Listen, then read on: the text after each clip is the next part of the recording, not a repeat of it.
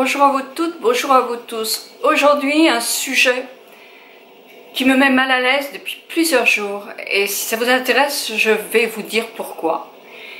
Il s'agit du scandale avec ce gros porc d'Harvey Weinstein. J'ai du mal à prononcer les noms en anglais, excusez-moi. Voilà, donc si ça vous intéresse, c'est parti. Qu'il fait aujourd'hui, il est 1h30 de l'après-midi, il fait un temps noir de chez noir, j'ai jamais vu ça. Mais je dis c'est le bon moment pour faire ce genre de vidéo. Parce qu'imaginez-vous que depuis qu'il y a eu ce scandale avec ce cinéaste, créateur de films, je sais pas du tout, cette espèce de porc sexuel, obsédé sexuel, comme il y en a quand même un certain nombre, il faut reconnaître. Je suis chamboulée. J'en ai parlé à une amie à moi, qui me racontait aussi qu'une de ses amies à elle avait écrit un livre sur le sujet. Et je me suis demandé, mais pourquoi, enfin, pourquoi es-tu chamboulée comme ça? Et si toi tu es chamboulée, ces actes-là, ces événements-là, le sont aussi pour beaucoup qui ont vécu sans doute la même chose que moi, ou encore pire que moi, ou voilà. Donc j'ai décidé de faire cette vidéo. Il y a quelque temps, un éditeur, Françoise Saint-Exupéry, m'avait contacté en me disant Nicole, ce serait bien d'écrire un livre, parce que ça montrerait que malgré des choses qu'on vit dans la vie, qui sont pas simples, on arrive à surmonter tout ça, et ça donnerait un livre positif, donnerait peut-être la motivation à des plus sensibles que moi, à des plus fragiles que moi, à remonter la pente. J'ai passé plusieurs jours à Paris avec la journaliste pour parler, pour raconter, et je l'ai pas fait d'une part parce que peut-être qu'il n'y avait pas une matière pour 300 pages, hein. Il y avait des choses peut-être que j'avais pas du tout envie de dire, et en plus par rapport aux gens que j'aime dans ma famille, qui sont pas tous décédés, il y avait un blocage par rapport peut-être aussi à mes enfants, parce qu'ils ne connaissent pas tous ces épisodes de ma vie. Ils ont l'image de la personne en question qui m'a fait des traumatismes, qui était une autre bonne personne à part ça, quoi. Donc c'est compliqué tout ça. Donc moi j'ai dit non, je ne vais pas l'écrire, je ne sens pas capable.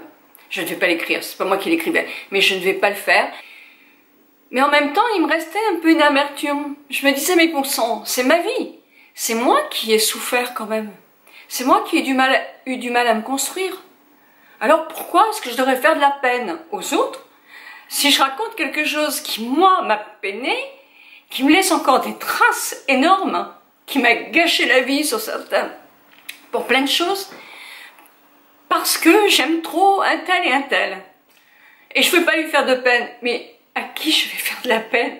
C'est moi qui en ai eu de la peine là. Hein? C'est pas les autres. Donc, voilà.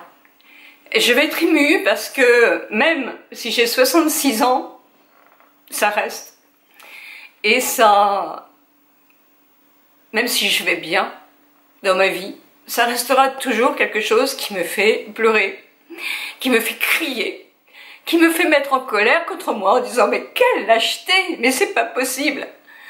Alors sincèrement, si aujourd'hui, ce que je peux vous dire, et qui va être très soft parce que je vais pas rentrer dans les détails, si ça peut aider certaines à se dire que il faut pas faire la politique de l'autruche, il ne faut pas faire ce que j'ai fait, il faut dénoncer les choses, il faut dénoncer, c'est important. Personne n'a le droit de vous agresser sexuellement. Personne. Personne. Personne n'a le droit non plus de vous manipuler. Parce qu'il y a aussi manipulation. Il ne faut pas dire. Chut, surtout ne pas dire. Par rapport à quoi? Alors, moi je vous raconte un tout petit peu. C'est vrai que je n'ai pas été violée. Hein, ça c'est clair et net. Mais j'ai eu des attouchements répétés. Donc c'était quelqu'un de ma famille qui est décédé maintenant, Et il y a une seule chose positive, c'est que j'ai pu lui dire ce que je pensais de lui, oui, parce que c'est un homme, de lui, quelques années avant qu'il meure. On a eu une conversation. Et il m'a dit, mais tu n'as pas compris, c'était parce que je t'aimais beaucoup. Bon, si c'est ça l'amour, bah j'ai rien compris à la vie alors. Mais comment j'ai vécu moi ça? Je me suis culpabilisée très longtemps. Si j'avais attiré le regard de quelqu'un qui était très proche et qui m'aimait, c'est parce que je l'avais provoqué. Uniquement, ça pouvait venir que de moi, la fameuse culpabilité. Pour ne pas réavoir à vivre ce schéma-là, jusqu'à l'âge de 40 ans, et je vous assure que c'est la vérité, je me suis mis des cols roulés. Alors peut-être pas en été hein, quand même, mais soft, je ne laissais rien dévoiler. Parce que je ne voulais pas provoquer. Ma vie avec les autres, avec les hommes, a été quand même très perturbée. Très perturbée. Je n'étais pas un cadeau. Non, mais c'était perturbé. Je me sentais seule dans ce problème, rejetée, puisque je ne pouvais pas en parler. Parce que souvent, ces obsédés, ces gens qui profitent de vous, peut-être parce que vous êtes une proie facile, peut-être que vous êtes sensible, peut-être que c'est à l'intérieur de votre famille, peut-être que vous avez un travail, c'est dans votre travail, et que si vous le perdez, vous n'en aurez pas d'autre. Vous voyez, il y a plein de situations comme ça, où vous vous dites, comment je vais faire? Comment je vais faire? Et puis d'autres, on peut très bien vous dire, oh, tu exagères. Tu prends tes désirs pour des réalités. Oui, bon, ça doit pouvoir s'entendre, ça aussi. Et ça, c'est horrible, quoi. C'est horrible. En plus, cet agresseur, cet obsédé sexuel, ce porc, appelons ça par les vrais mots qu'il mérite, peut être aussi une personne très bien vue ailleurs, c'est-à-dire un responsable, qui est très coté, qui a un poste important, qui est très coté par tout son entourage. Ça peut être aussi quelqu'un de votre famille que tout le monde adore. Hein, tout le monde. Un jour, il y aura quand même un bémol, hein, parce que bon, ces trucs-là, c'est bien rare quand on le fait qu'avec une seule personne. Hein, mais bon, en tout cas, ça peut être une personne appréciée. Donc c'est encore plus difficile. Plus difficile. Moi, j'ai eu des grands-parents, mais hyper aimants. Et j'ai pas pu trop en parler à ma grand-mère parce qu'elle était déjà très malade à cette époque-là et que je n'avais pas envie de rajouter à sa peine et à sa grande souffrance. Mais je me souviens que la seule fois où on a pu en parler, elle me dit, je pense ma petite fille, Dieu sait si elle m'aimait, que vous mettez des petites jupes trop courtes. Et cette bêtise, mais qui était d'une femme qui était aimante, hein, je vous assure, et tout plein de gentillesse, et après elle avait tout à fait dit, oh ma petite fille, et moi c'est moi qui n'ai pas voulu continuer parce que je savais qu'elle était hyper malade, quoi. Donc elle avait déjà assez de sa souffrance à elle. Mais je sais plus ce que je disais là, je vais couper, je sais plus ce que je disais. Ça dérange dans une famille, ça. Oh, attention, on est des gens que tout le monde respecte. Qu'est-ce qu'on vont penser les autres de nous? Est-ce qu'on va perdre des amis? Est-ce que... Oh non, surtout, chut. Si j'avais une photo à faire, ce serait ça. La bouche avec une fermeture éclair, mais qui est coincée, qu'on ne peut plus réouvrir. Chut, ne pas dire. Ne pas dire, surtout ne pas dire. Ça pourrait détruire d'autres personnes. Ça pourrait faire de mal à la famille ou au réseau social. Non mais attendez, quelquefois, maintenant, en vieillissant, je dis je rêve quand même. Je rêve. Non, je cauchemarde. Mais c'est vrai que, sincèrement, il n'y a pas un milieu qui est propice à ce genre de choses. Vous le voyez là sur des gens de haut niveau, intellectuellement, des cinéastes, des metteurs en scène, des gens très connus. Et pourquoi? Parce qu'ils sont très connus et qu'effectivement la presse s'occupe d'eux. Mais ça existe aussi chez monsieur, madame, tout le monde. Oui, parce qu'il y a des garçons qui se font agresser aussi. C'est pas que féminin ça, hein. Des garçons qui se font des attouchements ou des viols, ça existe aussi, hein. Moi je me souviens la personne avec qui c'est passé me disait « Oh, mais c'est toi qui est pas normal, c'est toi qui a un problème là. » J'ai cru que c'était un problème, c'est vrai.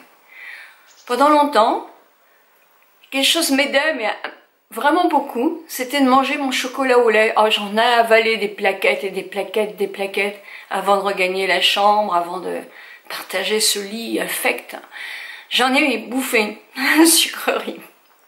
Et vous voyez, même maintenant, mais c'est juste une toute petite séquelle, dès que j'ai un problème, il faut que je mange, que je malaxe cette douceur qui est comme un câlin de réconfort, qui me réconforte et qui me donne l'impression, c'est bête, et je suis plus toute seule dans ma tête avec ça, quoi. Moi, ce qui m'a aidée, c'est que la personne est morte, j'avais 52 ans, je crois, ou 50 ans. Parce que j'ai fait des dépressions nerveuses. J'en ai fait une grosse dépression nerveuse. Et là, effectivement, cette personne-là était venue voir le psychiatre avec moi, qui me suivait, et avait justement raconté que ce que je prenais comme ça, c'était par amour, parce qu'il m'aimait vraiment plus que tout. Donc voilà, donc c'était d'accord, on va pas épiloguer là-dessus. Mais quand cette personne-là est morte, et là je m'en suis voulu, c'est que j'ai failli replonger dans la dépression. Ça c'est incroyable quand même. Incroyable et complètement stupide. Enfin, moi j'ai trouvé ça stupide.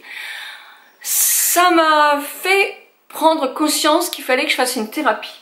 Absolument. Je venais de me remarier, etc. Si je voulais avoir une fin de vie, enfin une fin de vie, une tranche de vie de 30 ou 40 années de plus, il fallait vraiment que je me fasse suivre, que je parle de tout ça, que je vois si c'était normal, ou si c'est moi qui était normal, ou si c'est l'autre qui ne l'était pas. Oui, parce que j'avais plein de doutes, moi. Et il m'a fallu effectivement presque 1 an de thérapie. J'avais pas de sous à l'époque, et j'ai eu une thérapie dans des trucs sociaux, gratuits, enfin remboursés par la sécurité sociale. Et puis ensuite, après, j'ai déménagé. J'ai continué pendant presque 2 ans. J'ai eu une excellente psychologue qui m'a vraiment fait avorter de ça, qui m'a fait comprendre que je n'étais absolument pas responsable, que j'étais pas responsable. Je me suis fait aider et ça m'a vraiment sauvé ma vie. Sauvé ma vie. Sauvé ma vie. Alors je dis quelquefois que maintenant, je trouve que c'est une force. Mais sincèrement, ça n'a pas toujours été. Hein. Ça m'a enfoncé plus que ça ne me donne une force. Vidéo là, certaines vont me dire ah, elle fait du buzz. Bah, si vous le croyez, bah tant mieux. Après tout, je m'en fiche. Hein. C'est pas du buzz, c'est comme ça. Et puis ça peut toucher tellement de personnes, parce que je vois dans les commentaires qu'il y a beaucoup de personnes. Alors le but de cette vidéo, c'est pas été tellement de vous dire du blablabla, blablabla, blablabla.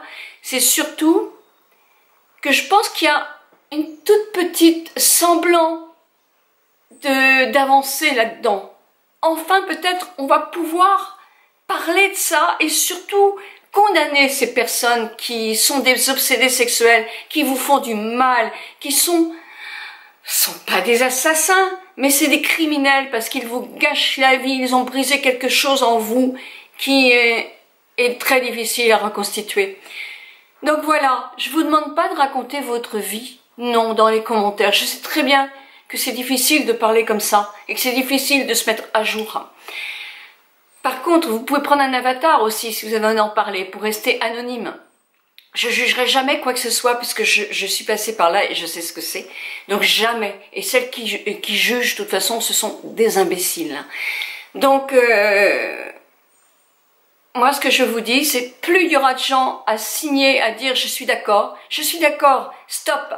Et bien voilà, juste ce mot-là. Moi, je pourrais peut-être remonter, ils ont créé un hashtag et envoyer tout ça parce que plus nous serons nombreux à nous révolter contre tout ça, que ce soit pour nous, mais pour nos enfants, pour nos filles, pour nos fils, pour nos petits-enfants, et pour tous ceux qu'on aime, eh bien peut-être qu'enfin, il va avoir une loi et une sévérité pour tous ces gens-là qui, eux, prennent possession de vous et qu'ils n'ont absolument pas le droit de le faire. Donc voilà, libéré, délivré, je ne subirai plus jamais. Bon, je chante mal, je sais, mais ça serait bien de se libérer de ça et de condamner tous ces attouchements et viols. J'embrasse toutes et tous très très fort et je vous dis merci, en tout cas, d'avoir pu regarder ma vidéo.